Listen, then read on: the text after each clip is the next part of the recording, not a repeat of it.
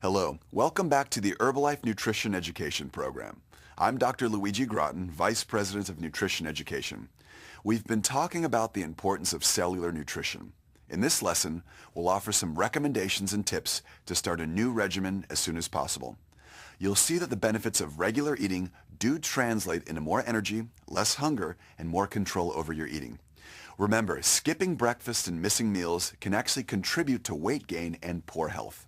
No matter how busy your life is, give yourself and your loved ones regular healthy meals. If you want to feel different, try it for one day. Let's learn how.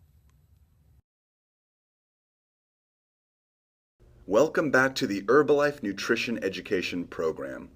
We've learned about the benefits of regular, frequent meals. In this lesson, we'll put this theory into practice. Let's get started. Try to include a balance of nutrients in each of your meals. A mix of healthy proteins and carbohydrates from fruits and vegetables is just the thing to keep your energy up and help you lead an active lifestyle. Did you know? After a meal, blood sugar elevates, allowing you to function without a loss of energy. Low blood sugar causes people to feel tired and weak. Providing the body with protein and carbohydrates throughout the day helps stabilize blood glucose. Protein and carbohydrates also provide energy for your brain, muscles, and heart so that you can feel your best. The more often you skip meals, the more the body anticipates future food shortages, leading to overeating and fat storage.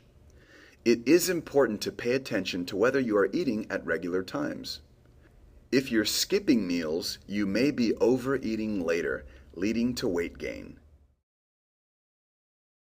Some people try skipping meals as a way to lose weight, but skipping meals often leads to overeating later.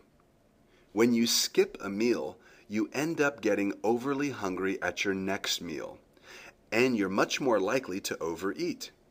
And when you're at your hungriest, you're likely to eat the first thing you can find, which may not be the healthiest thing. Meal skippers sometimes think that it's okay to eat a little extra at the next meal because they tell themselves that they've hardly eaten all day. However, more often than not, they'll end up eating much more than if they hadn't skipped a meal.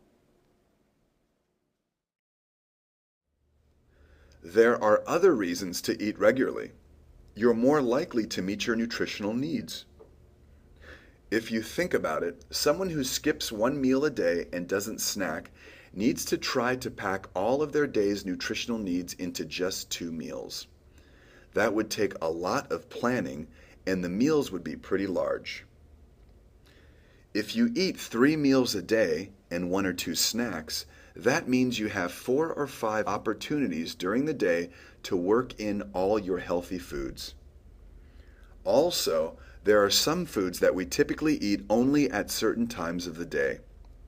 A typical healthy breakfast in the United States, for example, might be a bowl of high-protein, high-fiber cereal with some milk and some fresh fruit. That cereal might go a long way towards meeting daily fiber needs, and a lot of adults don't eat dairy products at any other meal. Skipping breakfast might mean that you don't get enough fiber or calcium-rich dairy products, or even fresh fruit. If you eat about every 3 hours, you'll have a slightly smaller breakfast, lunch, and dinner, and incorporate a snack or 2 into your day. If it is a long time between the afternoon snack and dinner, you may want to have a larger snack in the mid-afternoon and cut back at dinner time. If you sleep late in the morning, you may want to start your day with breakfast at 10 a.m. and add a snack after dinner. Try different ways of arranging your meals and snacks to figure out what works best for you. Fitting 5 small meals into an already busy schedule is difficult, but it can be done.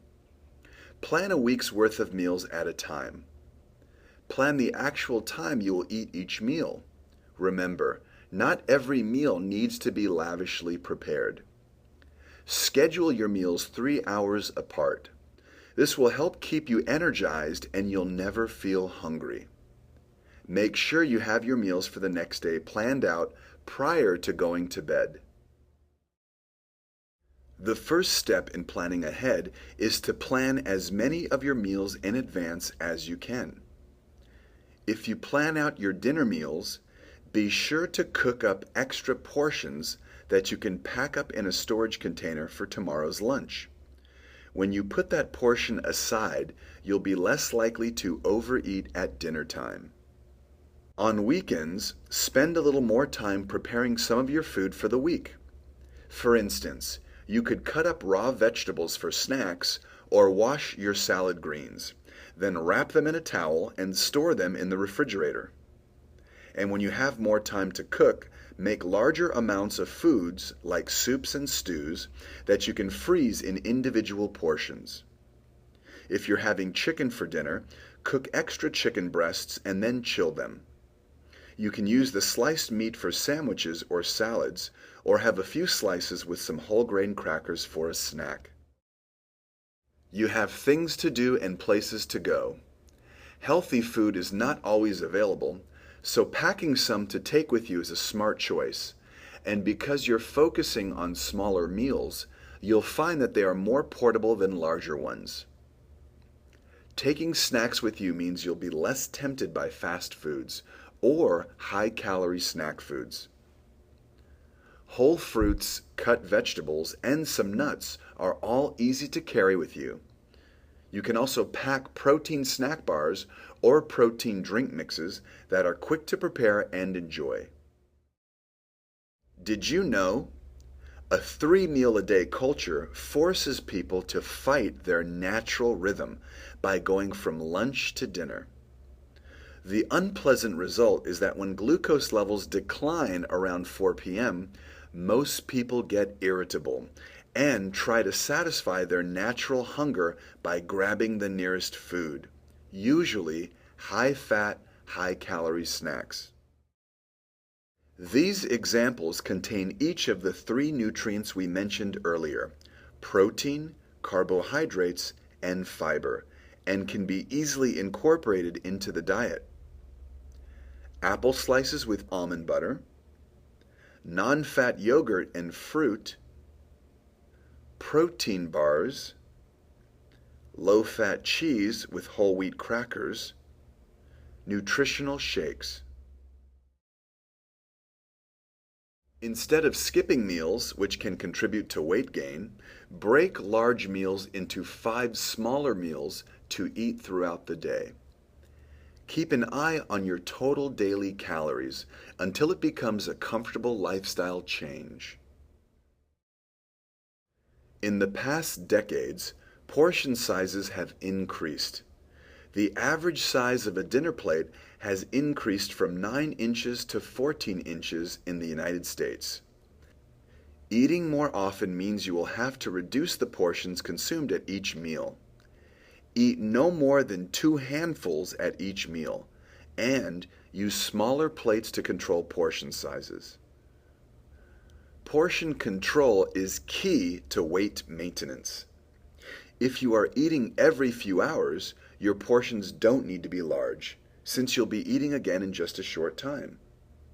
Remember, you should eat just enough until you don't feel hungry anymore, rather than eating so much that you leave the table feeling stuffed. Did you know?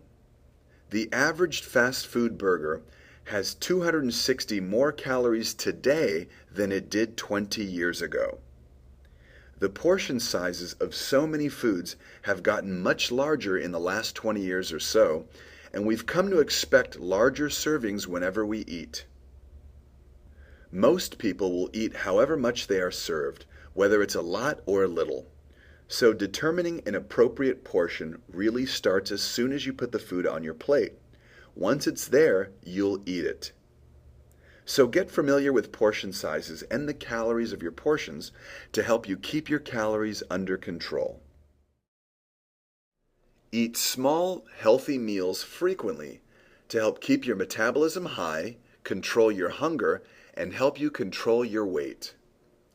Losing weight naturally takes time and patience, but the result is a healthier life in which you can more easily maintain your weight loss. Here is a great way to get all your meals and snacks at regular times throughout the day and avoid afternoon crashes and hunger. Let's sum up. Eat smaller, more frequent meals throughout the day. Eat those meals at regular intervals to keep your blood sugars stable.